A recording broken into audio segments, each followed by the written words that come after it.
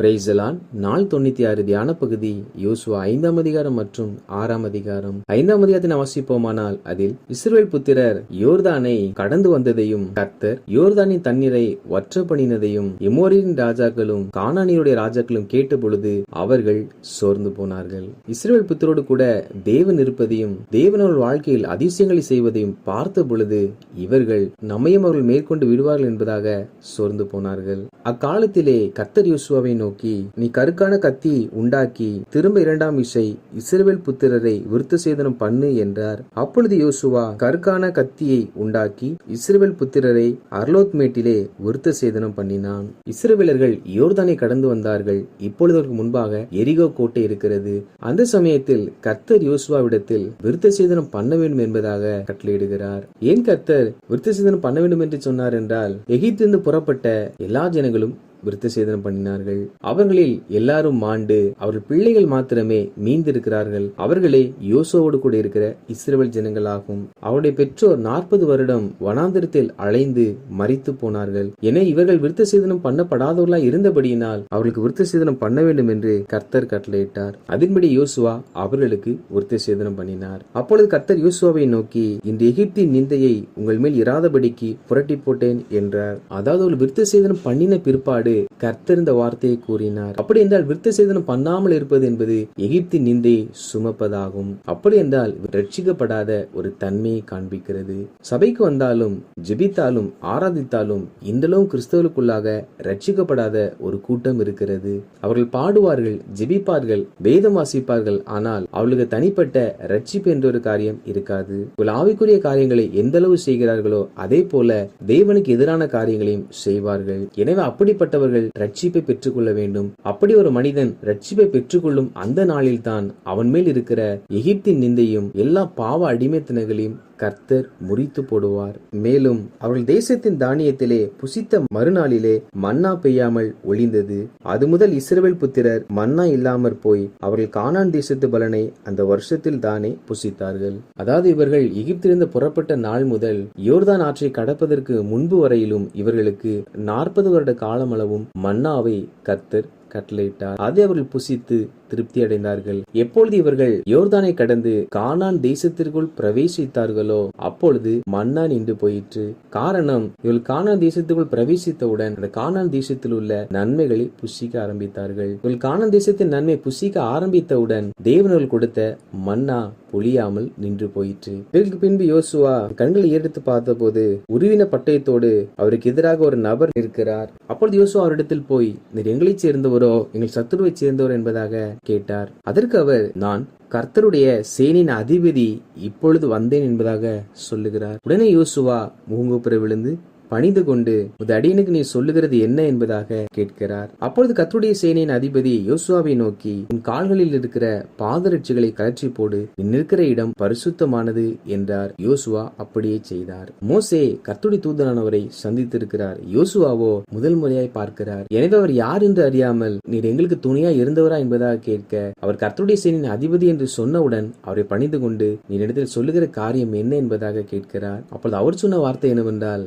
காலில் இருக்கிற பாதரட்சிகளை கலற்றி போடு என்பதாகும். யோசுவா என்னிடத்தில் என்ன சொல்ல விரும்புகிறேன் என்று கேட்க, இவரோ நீ முதலாவது பாதரட்சியை கலத்தி போடு என்பதாக சொல்லுகிறார். யோசுவா கேட்ட கேள்விக்கான பதிலை அவர் சொல்லவில்லை. ஆனால் அவர் யோசுவா வேறொரு காரியங்கள் செய்யும்படிக்காக சொல்லுகிறார். இந்த அநேக தேவ பிள்ளைகள் கர்த்தரை நோக்கி ஜெபிக்கிறார்கள். அவர் ஜெபிக்கிற காரியங்கள் அவளுடைய தேவைக்கான காரியங்களாய் இருக்கிறது. ஆனால் கர்த்தரோ நாம் ஜெபிப்பது மாத்திரமல்லாமல் அவர் சொல்லுவதை நாம் கேட்க வேண்டும் என்பதாக அவர் விரும்புகிறார். நாம் நம்முடைய தேவைகளுக்காக ஜெபிப்போம். ஆனால் கர்த்தரோ நம்மிடத்திற்கு குறைகள் என்ன, நம்மிடத்தில் இருக்கிற பிழை என்ன, இதைதான் அவர் நம்மிடத்தில் தெளிவாய் பேசுகிற தேவனாய் இருக்கிறார். நாம் நாளுக்கு நாள் பூரணப்படவும் நாளுக்கு நாள் நம்மிடத்தில் காணப்படுகிற குறைகளை திருத்திக் கொள்ளவுமே கர்த்தர் விரும்புகிறார். எனவே நாம் ஒவ்வொரு நாளும் ஆண்டவரே என்னிடத்தில் சொல்ல விரும்புகிற காரியம் என்ன என்ற ஒரு ஜெபத்தை செய்கிறவர்களாய் காணப்பட வேண்டும். 6ஆம் அதிகாரத்தை நாம் வாசிப்போமானால் இதில் எரிகோவை இஸ்ரவேல் ஜனங்கள் சுதந்திரிப்பது குறித்து எழுதப்பட்டிருக்கிறது. இஸ்ரவேலர்கள் எரிகோவுக்கு முன்பாக இருக்கிறார் என்ற செய்தி கேள்விப்பட்டவுடன் எரிகோவின் கதவுகள் எல்லாம் பூட்டப்பட்டு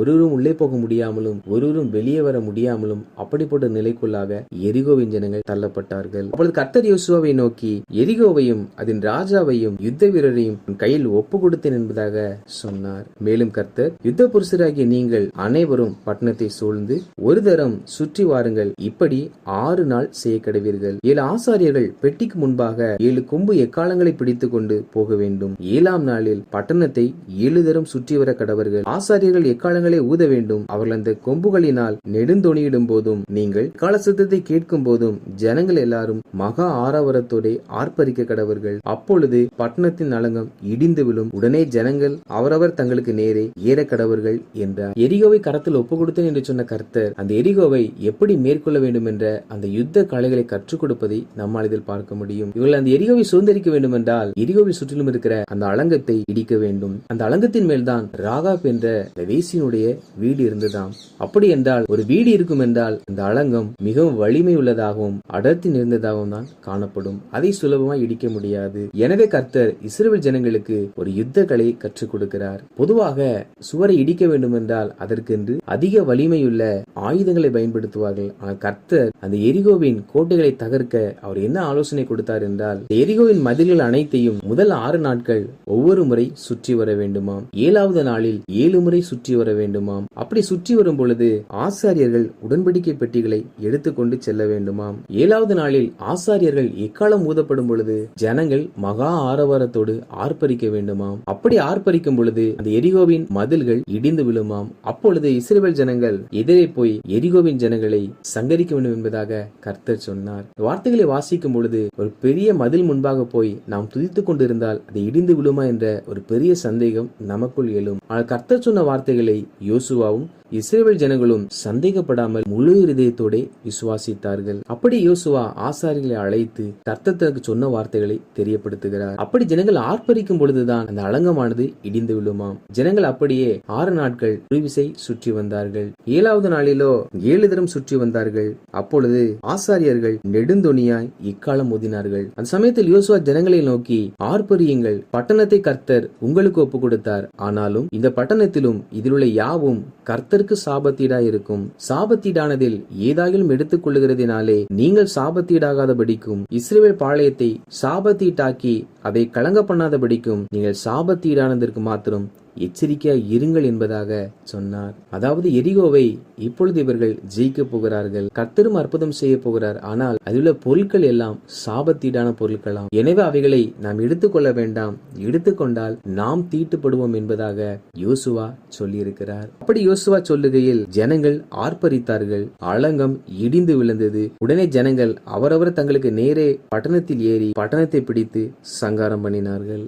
கர்த்தர் சொன்ன வார்த்தைகளை கர்த்தர் சொன்ன விதமாக செயல்பட்டபடியினால் ஆர்ப்பரித்த பொழுது அலங்கம் இடிந்து விழுந்தது. அந்த சமயத்தில் யோசுவா தேசத்தை வேவு பார்க்க வந்த அந்த 2 புருஷரையும் நோக்கி, நீங்கள் அந்த வேசியின் வீட்டில் போய் நீங்கள் அவளுக்கு ஆணையிட்டபடி அந்த ஸ்திரீயையும் அவளுக்கு உண்டான யாவையும் அங்கிருந்து வெளியே கொண்டு வாருங்கள் என்பதாக சொல்லுகிறார். வேவுக்காரர்களை ராகாப் என்கிற அந்த வேசி பாதுகாத்தால், எனவே அவளுக்கு தயை செய்வோம் என்பதாக வேவுக்காரர்கள் வாக்கு கொடுத்தார்கள். அதை யோசுவா இந்த இடத்தில் நினைவுபடுத்தி அவர்களை எரிகோவிலிருந்து வெளியே அழைத்து வா என்பதாக சொல்லுகிறார். அந்த சமயத்தில் யோசுவா எரிகோவின் பட்டணத்தை கட்டும்படி எவன் எழும்பினாலும் அவன் சபிக்கப்பட்டவனாய் இருப்பான் என்பதாக சபித்தார். மேலும் அவன் அஸ்திபாரம் போடும்போது அவன் தன் மூத்த குமாரனை சாக கொடுப்பானாம். அவன் அதில் வாசல்களை வைக்கிற போது அவன் தன் இளைய குமாரனை சாக கொடுப்பான் என்று சொல்லி இந்த எரிகோ பட்டணத்தை மீண்டும் கட்டுகிறவன் மேல் யோசுவா சாபத்தை கூறினார். இவ்விதமாய் கர்த்தர் யோசுவாவுடைய கூட இருந்தார். அவன் கீர்த்தி தேசமெங்கும் பரம்பிற்று. அதற்கு முன்பு வரை யோசுவாவை